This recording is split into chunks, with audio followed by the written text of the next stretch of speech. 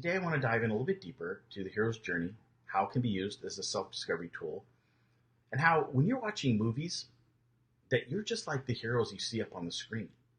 And I want you to never watch a movie the same way again after we talk about the hero's journey today. All right. So I came across the hero's journey when I was really struggling to figure out why I hadn't been more successful in my life and why I was stuck, why I was stressed, unhappy with my life. And I ran across this guy, Joseph Campbell. And he was an American mythologist in the 40s through about the 80s. And he studied all the myths, all the stories throughout the world, and all movies. And he realized that there's one main story theme that moves through all stories. And that these are about a hero that we follow through the story and through their journey of life. So let me share my screen here. Hold on. Let me put this up and then over here and share my screen. I think this will work. All right. So this is the map of the hero's journey. And this is basically what Joseph Campbell figured out. And he put this into a story format. Now, other people have taken his concepts, and especially Hollywood really got a hold of this because they realized that all great stories follow this structure and this theme. And that if you put your movie or create your book or your movie based on this theme, people love it because we're wired to hear stories and we're all on the same journey. And I think that's what's so fascinating about this. All right, there we go. Okay, cool. Ordinary world. Okay, so this is where the hero is living their ordinary life. They don't know they're a hero yet, right? They're just living their life. They're doing their thing, whatever's going on. They're not a hero yet. And something's going to happen. So that's call to adventure. So they're called to this adventure. Now this can come in a knowing, a feeling, a thought. My favorite scene there is in the first episode of Star Wars.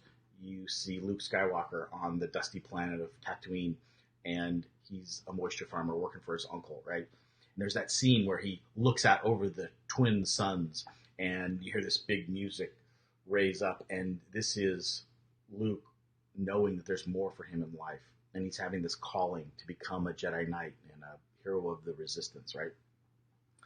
So, but then, and so what also can happen is something catastrophic can push you in there, and that's the call to adventure. So either a death in the family, a loss of a job, a foreclosure, something dramatic happens in your life that changes everything from that day forward. And now you're pushed into a new world, to a new adventure, right? But we're afraid, so we refuse the call. And the universe is going to remind us, if it's calling us and we don't respond, it's going to continue. But we refuse the call. I refused the call for many, many years before I realized I needed to take my journey and step out into the unknown world. Along the way, we're going to meet some mentors. These are the people in our lives that give us the courage, the knowledge to then finally accept the call and step out into the unknown world. And so this first phase, these first 4 stages, if you will, are the preparation phase. And I'm not going to go into this today, but this model lines up with Carl Jung's development model of the ego, the soul, and the self.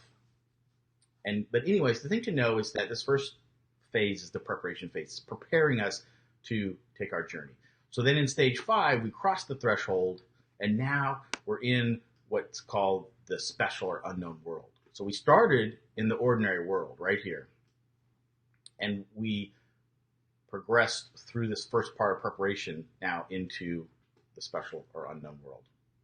So I'm going to kind of stop there from this, but eventually we go through our journey in this section, and then we're on our return in this section. We return back to our ordinary world, and we've figured out the hero has found the treasure, he's fought the bad guys, he's gone through the journey, and now he has that education, that knowledge, and now he's going to share it with people, become a mentor himself.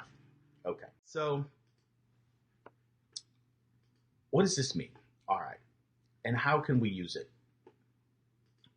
as a metaphor in our lives to help us do a self-discovery and figure out who we are. So one of the things Joseph Campbell talked about was that in the journey that the hero follows in these stories, they're going to find their purpose. And typically the hero is finding the purpose through fighting the bad guys, and now they're Superman, or they're Luke Skywalker, they're a Jedi. So they found their purpose. But before they do that, and specifically for us, if we're looking at these stories as a metaphor for our own lives, we follow what Joseph Campbell called our bliss. And the bliss is that thing that we love to do. It's the thing that we get lost in. Time just flies by when we're doing it. It's this calling that we love doing this. And this can be your profession or not, but it's that one thing. If we follow that, and we're looking to find our purpose in life, and we follow that bliss, we'll find our purpose. So the main gist of the hero's journey is to follow our bliss and to find our life's purpose. And when we do that, we become the heroes of our own life. Through that, I created what's called the transformational ladder. So let me share my screen again. And this is how we're going to get unstuck and move forward in our lives. So you're basically peeling back the layers. So the first thing you have to figure out is where you're stuck. Oh, that's not it. I got to do this screen, I think. And click over here. Yeah. So the first thing is, where are you stuck? Why must you change? What are those behaviors that aren't serving you? What are the stories you learned when you were young? What emotions have you conjured up? What are the limiting beliefs, which is really the key here, that are sabotaging you now, that you developed when you were a child or at some point in your early life to help you cope with situations? And unconsciously, you've carried those limiting beliefs, and they're sabotaging you in your future now, or in your life now, and have been. And if you don't clear them out and figure out that they're lies that you made up, you didn't have a choice when you were young, but you made those up to cope with, but they don't serve you now as an adult. And so what we do is we go through down the ladder, and then we climb back up, and we say, okay, well, these life events, this is why they happened, and my hero's journey tells me that this happened in my life, and here's the meaning I got from it, but it's not true. It's not true now. You know, for me, I suffered from a deep sense of unworthiness. A lot of us do. And it really sabotages us in our adult lives. But I had to realize that that's a lie. I'm completely worthy and worthy of success and love, and a lot of us don't feel like we're worthy of love and success. And we don't dwell on it, and I don't dwell on it either. I don't go back and do psychotherapy. But you need to identify where this is. Where are these limiting beliefs? And how did they get there? And just realize that they're not true.